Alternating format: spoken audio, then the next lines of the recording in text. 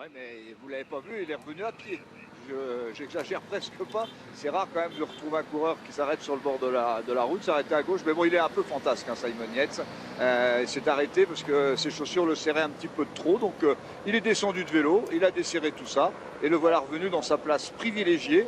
Il a quasiment passé le Tour de France ici, devant nous, hein, en dernière position, sauf de temps en temps où il gagne. Il a gagné 2 fois quand même.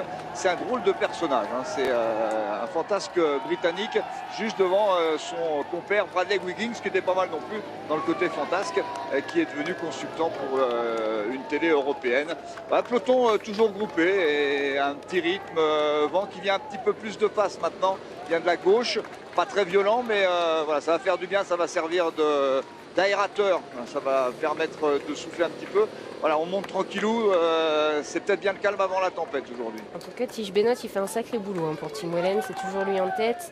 Pour l'instant, Romain Bardet est dans la roue de Jasper De Buys. Alors évidemment, c'est pas la roue à prendre.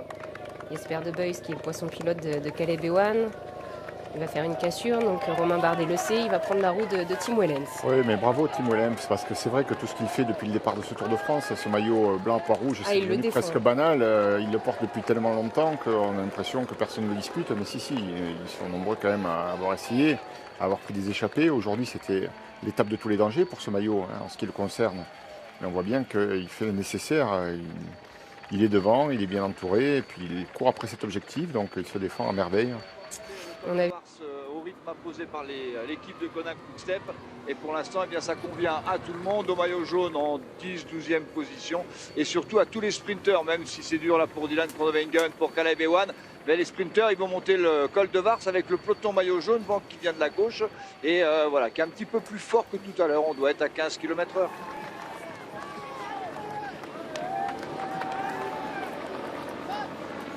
Ouais, des sprinteurs à l'image de Dylan Groenewegen hein, qui sont en train de s'accrocher.